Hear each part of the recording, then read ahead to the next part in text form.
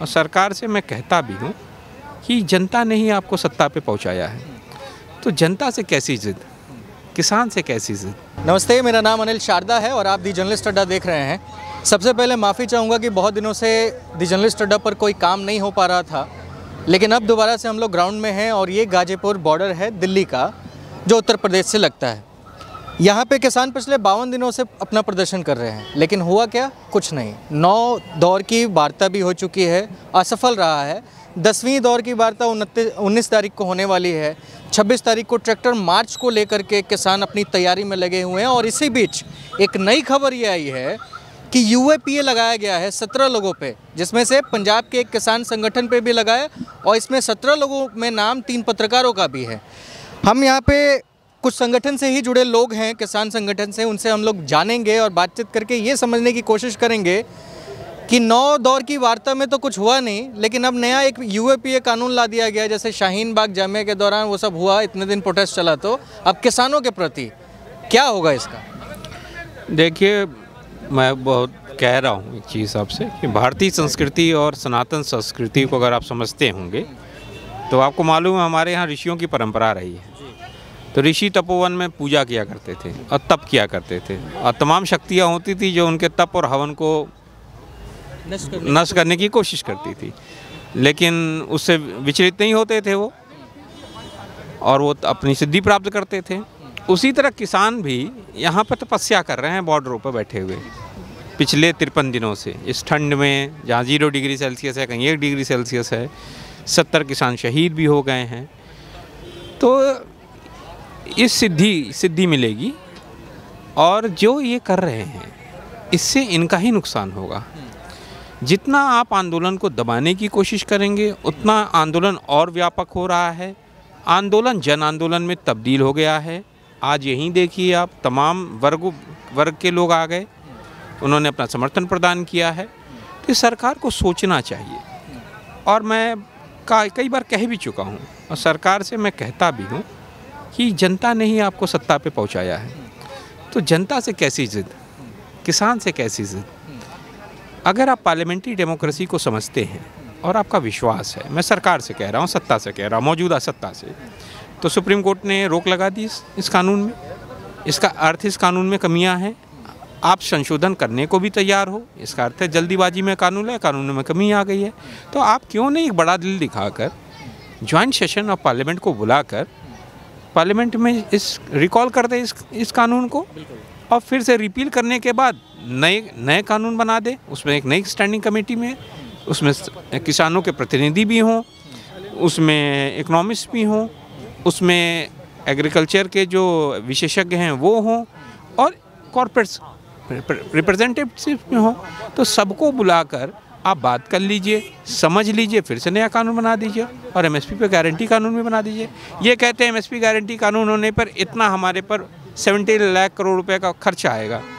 तो भाई आप 6% ही खरीदते हैं ना, 6% से ज़्यादा तो नहीं खरीदेंगे। तो जो नई मंडियाँ हैं, जो नई मंडियाँ आएंगी, उसमें जो इनके मित्र आएंगे तो वो भी एमएसपी पे ख़रीद लेंगे। तो जब एमएसपी खरीदेंगे तो वो पैसा कहाँ जाएगा? पैसा किसान के पास जाएगा, यानी गांव पे जाएगा। तो अगर मेरे पास पैसा आएगा तो मैं क्या करूँगा उस पैसे का, या आपके पास पैसा आएगा तो क्या होगा? हमारी इकोनॉमी डेवलप होगी, तो वो खरीदारी होगी।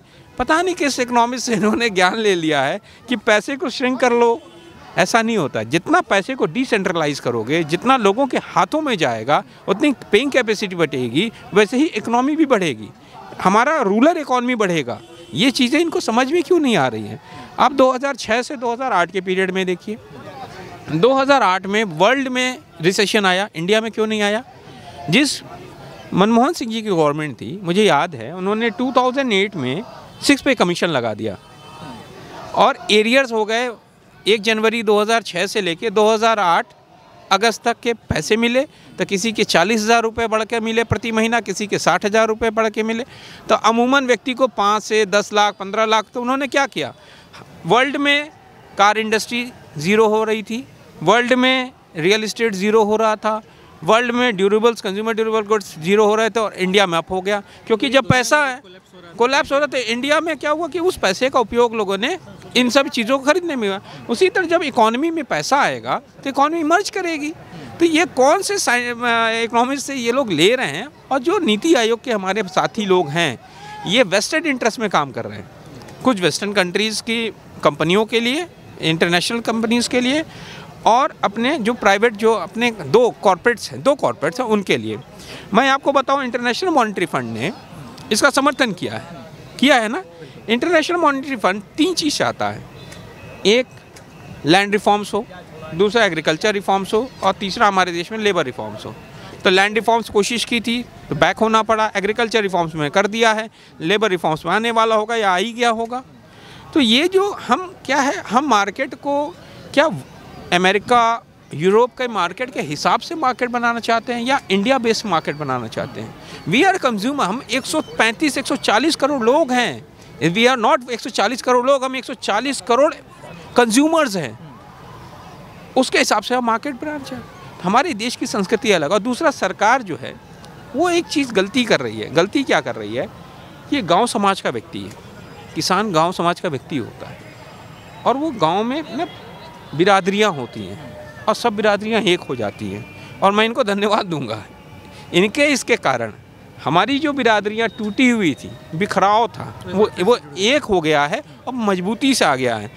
इस एकता के सामने, इस शांतिपूर्ण जो प्रदर्शन हो रहा है, इस आंदोलन के सामने ये सरकार टिकेगी नहीं, कितनी भी कोशिशें कर ले। गांधी जी का याद करिए, चंपारण का आंदोलन था 100 वर्ष पहले, गांधी जी ने नील की खेती के खिलाफ आंदोलन किया। अंग्रेज सरकार बहुत ही बर्बर सरकार थी, लेकिन गांधी जी लगातार 1 महीने तक आंदोलन चला था। वो अनशन भी किया गांधी जी ने, उसके बाद सरकार को झुकना पड़ा ना, झुकना पड़ा, अंग्रेजों को झुकना, नील की खेती बंद हो गई। बारडोली का आंदोलन सरदार वल्लभ भाई पटेल जी ने किया कि नहीं किया? तो उसमें भी अंग्रेजों को झुकना पड़ा। तो सरकारों को समझना चाहिए कि वो गांव और समाज और किसान से लड़कर इस देश में सत्ता में आराम से नहीं बैठ सकते। ठीक है, मैं आपसे एक और सवाल लूँगा, थोड़ा मैं आपसे बात कर लेता हूँ। UAPA लगा है, क्या प्रतिक्रिया आप देंगे इस पे? क्योंकि 17 लोग इसमें से वो हैं, 17 में से 14 लोग किसान हैं और 3 पत्रकारों पे लगा है। 9 दौर की बातचीत हो गई, कुछ कंफर्म नहीं हो रहा है, एक और दिन दे दिया गया है, क्या होगा अब? देखो, एक बात तो आप ये समझ लो कि किसान यहाँ शांतिपूर्वक बैठा है, सरकार अपनी बहुत सारी काम कर रही है। आप ये बता दो मुझे, जो देश का एक जवान सीमा पे लड़ाई लड़ रहा हो और उसके बाप को अगर ये कह दिया जाए कि ये तुम खालिस्तानी हो, तो उसके दिल पे क्या गुजरेगी? तो ये सरकार पहले दिन से सब वो काम कर रही है कि किसान किसी तरीके से विचलित हो, तोड़ फोड़ करे, अगजनी करे, भ्रमित हो। लेकिन ये किसान है कि अपने राष्ट्र को निर्माण को समझता है, उसका बहुत बड़ा योगदान रहा और ये बिल्कुल विचलित नहीं हो रहा। लोकतांत्रिक तरीके से ये लड़ाई लड़ रहा है। सरकार को जो मर्जी करना है, आतंकवादी की कोई धाराएं अगर हैं उसे अगर लगाना चाहती है तो वो लगा ले, मर्डर का धारा लगाना चाहती है तो वो लगा ले, जो करना चाहती है करे। लेकिन हम सब लोकतांत्रिक तरीके की लड़ाई लड़ रहे हैं और हम लड़ते रहेंगे। ये सरकार हमने चुनी, पाकिस्तान के लोगों ने नहीं चुनी, चाइना के लोगों ने नहीं चुनी। तो ये लड़ाई तब तक जारी रहेगी। कोई भी धाराएं लगा लें, कोई भी कानून लगा लें, हमें कुछ भी बता लें, चाहे हमें अफगानिस्तानी बता दें, आतंकवादी बता दें, लेकिन ये लड़ाई हम लड़ने से पीछे नहीं हटेंगे। अब ये आता है कि 26 जनवरी की जो बात आ रही है, सरकार उसमें घबरा रही है। सरकार पूरी तरीके से बैकफुट पे है। सरकार को ऐसा लगता है कि ट्रैक्टर, सरकार को ऐसा लगता है कि देश का अन्नदाता अगर ट्रैक्टर लेके दिल्ली के बॉर्डर पर टिका है और अगर दिल्ली में आना चाहा तो हमने पंजाब से, हरियाणा से दिल्ली आने में नहीं रोक पाया, पूरा का पूरा यंत्र लगा दिया, पूरा तंत्र लगा दिया और नहीं रोक पाया, तो हम दिल्ली कैसे रोक पाएंगे? सरकार टेंशन में है, इसलिए सरकार ऊट पटांग सारे काम कर रही है। ये बताओ, ये बच्चे, ये महिलाएं जो यहाँ आ रहे हैं, किसानों को समझ। मैं आपको 1 मिनट के लिए रोकना चाहूँगा। मैं आज से 2-3 दिन पहले हैदराबाद में था, वहाँ पे OBC मोर्चा के भारतीय जनता पार्टी के नेशनल प्रेसिडेंट हैं, ठीक है, नाम है डॉक्टर के लक्ष्मण, तेलंगाना के भाजपा के प्रेसिडेंट भी रहे हैं, अभी काफ़ी बड़े ओहदे पे आ चुके हैं। उनका मैंने इंटरव्यू किया, उनसे मैंने पूछा कि आप मुझे ये बताइए कि किसानों को लेकर के आपकी सरकार इतनी विफल क्यों है और उनकी बात क्यों नहीं मान रही है। तो पहले उन्होंने मुझसे सवाल किया कि आप मुझे ये बताओ कि कौन से किसान हैं, पंजाब के हैं, हरियाणा के कुछ किसान हैं, वहाँ के वो हैं। तो मैंने उनको, आपने देखा होगा वीडियो, मैंने उनको जवाब दिया कि साहब महाराष्ट्र, उत्तर प्रदेश, कर्नाटका के भी कुछ लोग आए हुए हैं, उड़ीसा से ट्रैक्टर चल चुके हैं, सबको जोड़ लीजिए। तो कहते हैं आप मुझे सबूत दिखाओ। आप यूपी से हैं, आप मुझे ज़रा बताइए कि कहाँ कहाँ के किसान आए हैं, उसके बाद बाकी बातें हम लोग सीधा आगे बढ़ाते हैं। मैं आपसे कह देना चाहता हूँ कि आप अगर मेरठ, मुजफ्फरनगर, सहारनपुर, बागपत, बड़ौत, शामली, जितने भी ये हमारे पश्चिमी उत्तर प्रदेश में, उधर चले जाइए आप, बुलंदशहर, एटा, इटावा, मैनपुरी, फर्रुखाबाद, कन्नौज, हाथरस और कानपुर में जितना कानपुर शहर, कानपुर देहात, मतलब आज यहाँ जो है बुंदेलखंड से लेकर के ऐसा उत्तर प्रदेश का कोई ज़िला बाकी नहीं, कोई कस्बा बाकी नहीं, कोई विधानसभा बाकी नहीं जिसकी टीम, जिसकी मेरे से क्यों आप जानकारी लेवा रहे हो? ये टीम लगी है, यहाँ सबके अपने अपने टेंट लगे हुए हैं, अपने अपने ट्रैक्टर लगे हुए हैं, बाकायदा खंड लिखा हुआ है, बाकायदा किसी को अगर कोई ट्रैक्टर नहीं ला पाया तो छोटे छोटे टेंट लगा रखे। जैसे किसी विधानसभा से 25 आदमी आए, उनका टेंट की व्यवस्था अगर 200 आदमी की है तो वो उनमें शिफ्ट हो गया। तो ये पूरा उत्तर प्रदेश, तो पूरे देश से लोग आए हुए हैं और उनसे बात की। ये भाई साहब का परिचय लिया, ये भारतीय जनता पार्टी की रिजाइन इन्होंने यहीं की, हमारे मीडिया हाउस में आके। भारतीय जनता पार्टी के बहुत अच्छे पद पे रहे और भारतीय जनता, गोरखपुर से आते हैं ना, भारतीय जनता पार्टी में लात मार के आज हमारे बीच में खड़े हैं। तो सबसे पहले किसान भाइयों की जीत हम ये मानते हैं कि ऐसे योद्धा जो जिन कंधों पे भारतीय जनता पार्टी अपने आप को राष्ट्र का सबसे बड़ी पार्टी मानती थी, वो लोग हमारे साथ हैं। तो ये हमें गर्व की बात है और हिंदुस्तानी होने की भी बात है और हमें अपने संविधान पर गर्व है कि ये लोग संविधान का सम्मान करते हैं, सत्ता का लालच नहीं है इन लोगों को। तो यही सरकार को संदेश जाना चाहिए कि सत्ता में आज हो कल नहीं हो, लेकिन देश में इसी संविधान को ताक पे रख के लाखों की तादाद में जो किसान बैठे हैं उनको मरने के लिए इस ठंड भरी मौसम में छोड़ दिया गया है। तो क्या उनको संविधान का सम्मान नहीं करना चाहिए?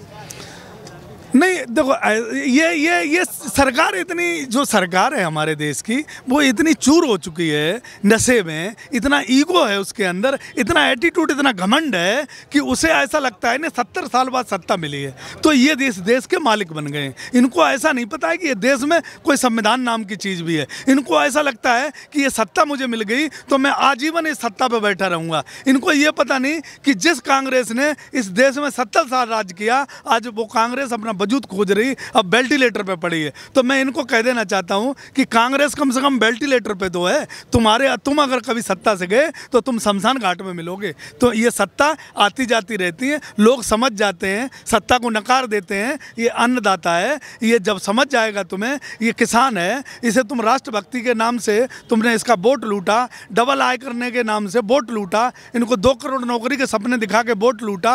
इनसे कहा गया था कि तुम हवाई चप्पल पहनने वाले, तुम हवाई जहाज पर कभी नहीं बैठ सकते, अगर मोदी जी को प्रधानमंत्री बना दिया तो तुम हवाई जहाज पर चल लोगे।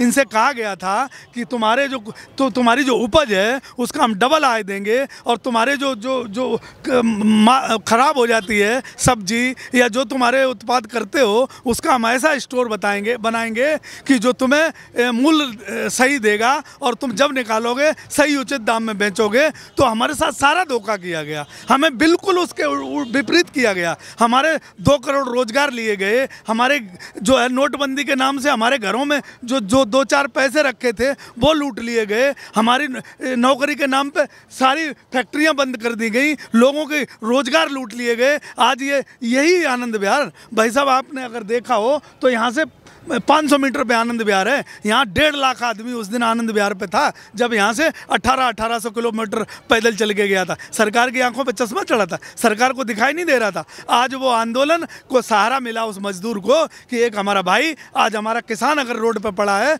तो हमारा भी अधिकार बनता है। वो मजदूर भी आज शाम को आ रहा है अपनी ड्यूटी करके। हर आदमी यहाँ इस आंदोलन का हिस्सा बनना चाहता है और मैं ये बता दूँ कि यह आंदोलन किसान से ऊपर निकल चुका है। अब ये इस देश की 90% जनता ये अपने आंदोलन को अपना सम्मान बना चुकी है और अन्नदाता को समझ चुकी है कि अन्नदाता ये जो है अपनी सही लड़ाई लड़ रहा है। और इसके साथ जब हमारे ऐसे भाई आ गए तो मैं मानता हूँ कि आधे से ज़्यादा हमारी जीत है और ये लड़ाई ये देश का किसान जीत के रहेगा। मोदी जी चाहे हम पे कितनी धाराएं लगा लें, चाहे हमें दुनिया की किसी भी जेल में भेज दें, चाहे फांसी लगवा दें, किस किस को लगाओगे? 60 भाई हमारे ख़त्म हो गए, 60 भाई शहीद हो गए, कितनों को फांसी लगाओगे, कितनों को मराओगे? कराओगे? अगर पूरे देश पे तुम बम्बार्टमेंट और रफेल चलवा दोगे तो प्रधानमंत्री कहाँ के रहोगे? तो ये देश का अन्नदाता सब कुछ समझ गया, हमारी पूरी तैयारी है। ये लड़ाई किसी भी स्थिति में हम जीतने को तैयार हैं, चाहे हमें संवैधानिक तरीके से जब तक हम लड़ेंगे, जब तक जान रहेगी। हमारी आने वाली पुश्तें भी अगर इस लड़ाई में शामिल होती हैं तो स्वागत है उनका, हम लड़ाई ये जारी रखेंगे। मैं इनके पास आता हूँ, एक सवाल मुझे आपसे लेना है, आप ज़रा प्लीज़ इधर आ जाइए। मैं समझना चाहता हूँ कि आप समझिए कि अगर 9 दौर की बातचीत हो गई, 10वां दौर का फिर से है और कुछ हो रहा नहीं है, मतलब कुछ भी नतीजा नहीं आ रहा है, ऐसे में अगर किसान मना कर दें या फिर सरकार बातचीत करना मना कर दे, या फिर ऐसा कौन सा एक नया तरीका हो सकता है जिससे सरकार माने, या फिर यूं ही वार्ता चलती रहेगी? आप 2 महीना होने वाला है, फिर 6 महीने तक बैठे रहेंगे, यहाँ बैठना समाधान तो नहीं होगा ना? तो आखिर असल समाधान किस चीज़ से हो?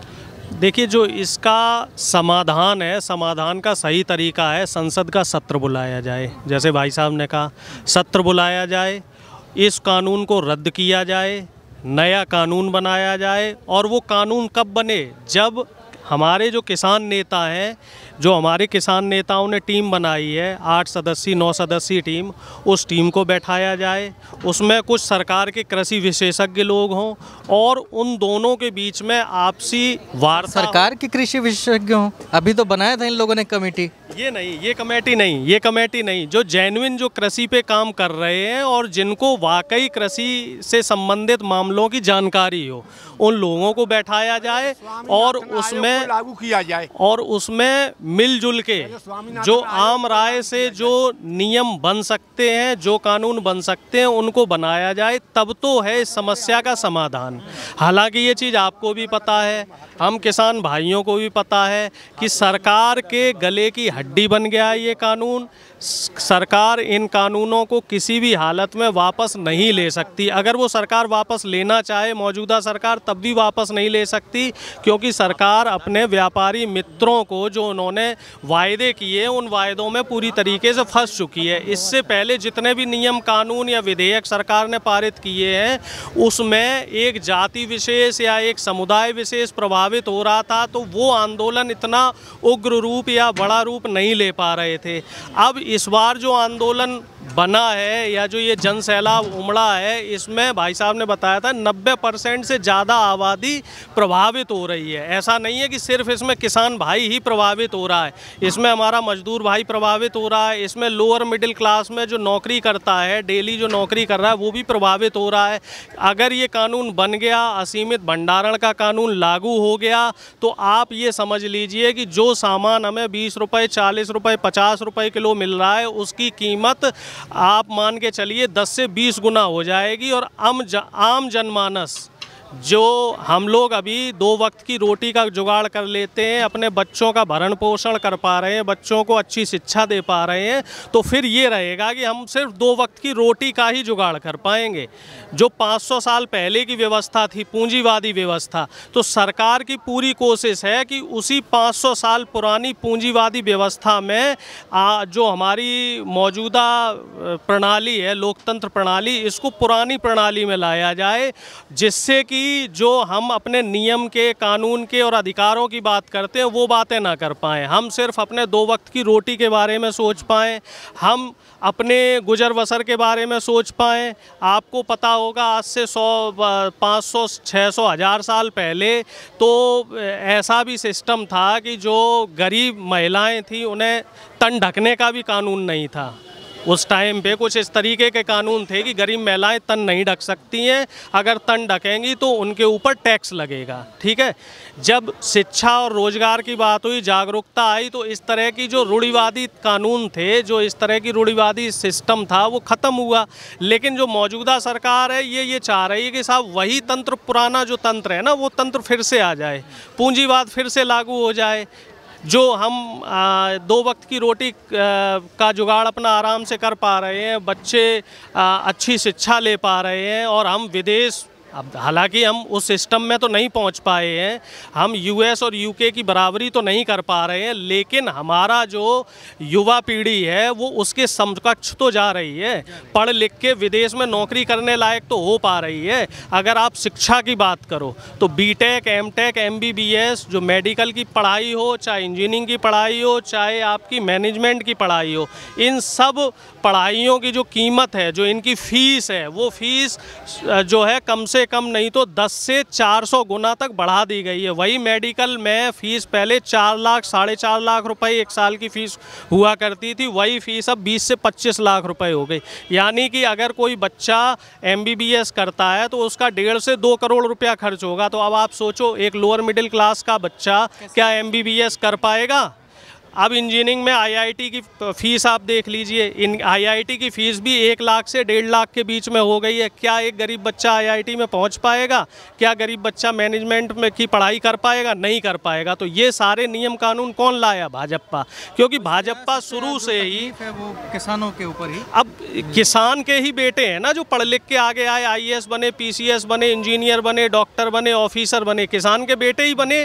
अब अगर ये जो तीनों कानून है, ये कानून लगा दिए जाएंगे तो किसान के बेटे आगे कैसे बढ़ पाएंगे? मेन समस्या ये है। तो मेरे कहने का मतलब ये है कि इससे 90% से ज़्यादा जनता जो है इसमें प्रभावित होगी। इसमें सिर्फ ऐसा है जो अपर क्लास है उसको फ़ायदा मिलेगा, और जो लोअर क्लास है, मिडिल क्लास है, और जो बिल्कुल निम्न वर्गीय क्लास है उसको कोई भी फ़ायदा नहीं मिलने वाला है। उसके लिए तो ये लगा लो मरण वाली स्थिति है। स्थितियाँ बहुत गंभीर हैं, और इस आंदोलन को आगे बढ़ाने के अलावा किसानों, मजदूरों और आम जनमानस के पास और कोई इसके अलावा और कोई रास्ता है नहीं। ठीक है, आप पूर्वांचल से आते हैं, मैं भी वहीं से आता हूँ, गोपालगंज मेरा घर है, आपसे काफ़ी नज़दीक है, आप जानते होंगे। एक चीज़ समझना चाहता हूँ, बाकी जगहों पे तो मंडियाँ हैं भी, लेकिन जब आप पूर्वांचल के इलाकों में चले जाते हैं तो वहाँ पे मंडियाँ ही नहीं है। वो जो सेठ होते हैं, धन्ना सेठ टाइप के, तो बाज़ार से आते हैं और फलाने के यहाँ इतना उपज हुआ है तो सीधा सीधा कह देते हैं कि भाई साहब ये रेट चल रहा है, इस पर बेच दो। अब वो किसान के पास पट्टेदारी कम होती है, 20 क्विंटल, 15 क्विंटल, 25 क्विंटल धान ही हुआ है तो उसमें से 5 क्विंटल खाने के लिए रखना है, 20 क्विंटल देना है, तो वो 20 क्विंटल मंडी में कहाँ तक लेके जाएगा? तो वो क्या करता है, उसी को दे देता है। तो वहाँ पे उसको सबसे ज़्यादा लॉस होता है, क्योंकि ज़िलों में स्थिति ही नहीं है मंडियाँ। ऐसी स्थिति में आप दूसरे किसानों को, जो प्रदर्शन में और भी हैं, पंजाब है, हरियाणा है, और फिर वापस पूर्वांचल के किसानों को देखते हैं तो कितनी तकलीफ़ होती है? काफ़ी तकलीफ़ होती है। एक इस आंदोलन का सकारात्मक पहलू मैं आपको बताता हूँ। सबसे बड़ा सकारात्मक पहलू ये है कि किसान और किसान की समस्या पूरे हिंदुस्तान और वर्ल्ड में भी, और हिंदुस्तान में भी केंद्र बिंदु में आ गया। एमएसपी किसान जान गया है कि एमएसपी नाम की भी एक चिड़िया होती है।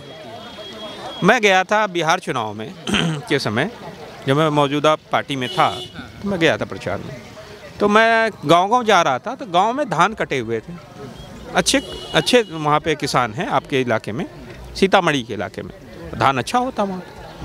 तो वहाँ पे मैंने पूछा कि क्या है, आप लोग तो बड़े बढ़िया कह रहे हैं एपीएमसी मंडी ख़त्म हो गई, तो आपको तो कहे साहब जब से एपीएमसी मंडी ख़त्म हो गई है, एपीएमसी मंडी साहब, हमें तो धान का रेट 800-1000 से ज़्यादा बढ़ ही नहीं रहा है। ये वो अच्छे किसान थे, वो करीब उनके 50, 60, 70 कुंटल वहाँ पे धान पड़ा हुआ था, 800 रुपये, 1000 रुपये में बिका। ये समझ नहीं पा रहे हैं। ये कहते हैं कि हम भारत को विश्व गुरु बना देंगे। भाई विश्व गुरु कैसे बनेगा भारत? या भारत को विकसित कर देंगे जब तक आप गांव को नहीं विकसित कर पाएंगे। तो अगर एमएसपी का गारंटी कानून आप ला देंगे तो उसकी धान की खरीद या गेहूं की खरीद या और भी जीन्स जो हैं उसकी खरीद की गारंटी तो हो जाएगी ना। चाहे वो मंडी के अंदर बेचे, चाहे वो बाहर बेचे, चाहे इनके जो बाहर के मित्र आके अपनी मंडी लगाएं, सजाएं, वो खरीदें, वो खरीदेंगे तो वो भी 1868 देंगे, ये भी 1868 देंगे। तो मैं वही कह रहा हूँ कि उससे क्या होगा कि उसके बच्चों की फीसेस उसी पैसे से है, उसी पैसे पे निर्भर उसके बच्चों की फ़ीस है, उसी से उसके घर में कपड़े भी बनते हैं। अगर अच्छा कुछ फसल हो जाती है, अच्छी दाम मिल जाता है, तो वो अपने मकान 2-1 कमरे बना लेता है, अपने घर में शादियां कर लेता है और अपने बूढ़े बुजुर्गों की दवा गोली कर लेता है। इसके अलावा क्या करता है किसान? इसके अलावा तो कुछ करता नहीं है। इन लोगों के पास प्रॉब्लम क्या है? ये चाहते हैं कि जैसे बिहार में एपीएमसी मंडी ख़त्म हो गई, 48,000 रुपया पर मंथ पर ईयर उनका है, तो वो चाहते हैं कि वैसा हाल हो जाए। तो ये बाकी देश के किसान जो एमएसपी पे बेच लेते हैं, ये उनकी समझदारी आ गई है कि ये सरकार अगर देखिए इसमें दो बुनियादी जो है, अभी मित्र ने भी कहा, अगर एपीएमसी मंडी तो आप कह रहे हैं अभी रहेगी और एक उसके समानांतर मंडी हम खड़ा कर देंगे, तो आपको मालूम है कि जो वहाँ पर जाएगा, जो नया मंडी लेके जाएगा तो वो मुनाफा कमाने जाएगा। मुनाफा कैसे कमाएगा? जब वो सस्ते में खरीदेगा और स्टॉक कर लेगा। तो आपने तो दोनों कर दिया ना, आपने एक मंडी का व्यवस्था बना दिया। हो सकता है 2-3-4 साल आप जो है महंगा देगा वो, हो सकता है उसके बाद क्या होगा कि जो हमारी मौजूदा सरकारी मंडी उसमें लोग ना जाए, कम जाए, तो वही होगा कि ऑप्शन तो होना। एक से पूरी बात मैं बता दूं, फिर उसमें से कोई नीति आयोग से कोई खड़ा होगा, कहेगा ये जो मंडी सरकारी मंडी है ख़राब है, ये सफ़ेद हाथी खड़ा है, इसे या तो इन्हीं प्राइवेट मित्रों को दे दो अपने, या तो बंद कर दो, जो भी है। जब वो बंद हो जाएगा तो मोनोपोली हो जाएगी प्राइवेट्स की। जब प्राइवेट्स की दो कॉर्पोरेट्स की अगर हो जाएगा तो एक भंडारण की असीमित भंडारण का अपने तो वो यहाँ सस्ता खरीदेगा, कहेगा रेट ये नहीं है, वो नहीं, रेट नहीं है, और वो लेकर असीमित भंडारण कर लेगा। आज आप आलू 60 रुपया किलो खाए एक महीना, क्यों खाए? उसके मूल में कभी गए आप? अगर उसके मूल में कहीं जाएंगे तो कहीं नहीं। जब स्टॉक की सीमा थी तब तो लोग कर लेते थे ब्लैक मार्केटिंग, जमाखोरी कर लेते थे। अब जब जमाखोरी तब कर लेते थे जब असीमित आप दे रहे हैं भंडारण की क्षमता का उनको, तो उसके बाद तो वो कितना कर लेंगे। तो सरकारों के लिए तो एक और सिद्ध हो गया ना। अगर सपोज करिए आज ये सोच रहे हैं हम एकाधिकार करा देंगे, मैं आपको एक और बहुत मजबूती से एक बुनियादी सवाल आप खड़ा करके जा रहा हूँ, अब बात कह रहा हूँ। आप अगर एकाधिकार आप दे दिए कॉर्पोरेट को, आपने संसाधन दे दिए हैं, काफ़ी और भी संसाधन देश के उन अपने ही मित्रों को देते जा रहे हैं आप, उसके बाद आप भोजन का भी उनको दे देंगे, वो तो आपसे ज़्यादा पावरफुल हो जाएंगे ना, सरकार से ज़्यादा पावरफुल हो जाएंगे ना एक समय के बाद। तो हो सकता है 2024 या 2029 में वो प्रधानमंत्री कहेंगे हटो, तुम प्रधानमंत्री क्यों, हम प्रधानमंत्री बनेंगे। जब सारा संसाधन हमारा है और राष्ट्रपति हमारा मित्र बनेगा, तो जो मित्र को ये बचा रहे हैं, जिनके लिए कर रहे, हो सकता है वही मित्र इनको ही डिस्प्ले करके उनके जो कॉर्पोरेट मित्र हैं वो प्रधानमंत्री और राष्ट्रपति बन जाए। ये नहीं हो सकता, ये भी तो हो सकता है। तो ये स्थितियां ना आए देश में, एकाधिकार समाप्त हो। मेरे परदादा आज़ाद हिंद फौज में थे, उन्होंने लड़ाई लड़ी। क्यों लड़ी? कि जो अंग्रेज़ों की कंपनियों का एकाधिकार हमारे मार्केट पे था उसके खिलाफ था, हमारी खेती किसानों से लगान वसूलते थे उसके खिलाफ था, तो हम उसके खिलाफ लड़ रहे थे। जब उस समय लड़े थे हमारे परदादा, तो हम कैसे यहाँ पर दो कॉर्पोरेट को एकाधिकार करने दें? कॉर्पोरेट्स होने चाहिए लेकिन एकाधिकार नहीं होना चाहिए। सब कुछ होना चाहिए इस देश में, लोकतंत्र में। एक दूसरी चीज़, इस समय मौजूदा व्यवस्था में पिछले 1-1.5 साल में मैं देख रहा हूँ कि सरकार संवाद की जगह पर एक तरफा अपने फैसलों को थोपना चाह रही है। ये थोपने वाला जो काम है वो ख़त्म कर देना चाहिए। जनता खड़ी हो गई है और गणतंत्र दिवस है, जनता यहाँ बैठी हुई शांतिपूर्ण तरीके से। अब इनके पास कोई यंत्र तंत्र नहीं है तो ये सब चीज़ें आरोप लगा रहे हैं, इससे कुछ नहीं होगा। इससे इन्हीं की छवि ख़त्म हो रही है जनता के। उस चीज़ का फ़र्क ही कहाँ है जब कॉर्पोरेट के हवाले आपने अपना सब कुछ दान कर दिया है। तो खैर हम लोग इस चर्चा को यहीं पे ख़त्म करेंगे। हाँ जी, क्या कह रहे हैं आप? ये नया कानून तो लागू कर दो, और ये स्वामीनाथन आयोग की जो रिपोर्ट थी वो क्यों दबाई रखी? कह रहे हैं कि लागू कर दिया है, कह तो रहे हैं कि ये नया कानून लगा रखता है। 3 कानून नए लगा दिए इन्होंने, है। 850-700 रुपये और 800 रुपये मक्का बिकी, और MSP था 1850। ये अभी की बात है, ये जुलाई की। कितने दिन हुए सरकार चलाते इन्हें, कितने दिन हो गए, और इन पर कुछ हुआ ही नहीं उसका। 750 रुपये की में भीख मांगनी पड़ेगी। पहले जो थे किसान बोहरे के पास जाता था कि भैया मैं एक बधिया का खेत कर रहा हूँ, कि ठीक है भाई हम तुम्हें लागत देंगे। उनने लागत लगाई, पूरे साल उसने खेत किया, बाद में रिजल्ट ये आया कि उसको नुकसान पड़ा। वो बोहरे के पास गया कि बोहरे जी मुझे तो नुकसान पड़ गया, कि अब क्या करूँ? कि एक काम करो कि एक 1.25 मीटर बुलाओ मार्किन। सो मार्किन 1.25 मीटर ले आए, उन्हें कहा दज्जी पर सिम्बा लाओ। अब कहा खुज्जी डाल के 4 गांव भीख मांगो। आगे समझ में? इधर से जा रहा था एक खुज्जी डाल के, उधर से एक आया 2 खुज्जी डाल के। उन्होंने कही भैया मैंने तो बदिया का खेत किया था, तुमने कहा ज्वारे को करो। आगे समझ में? आजा बैठ ले, राम राम कर ले। तो ये भीख मंगवाएगी ये सरकार भीख मंगवाएगी और कुछ नहीं करेगी किसान का। आप कहाँ से आए हैं? मैं हाथरस से आया हूँ। हाँ, क्या हुआ आपका? मेरा नाम ब्रजेश कुमार अग्निहोत्री।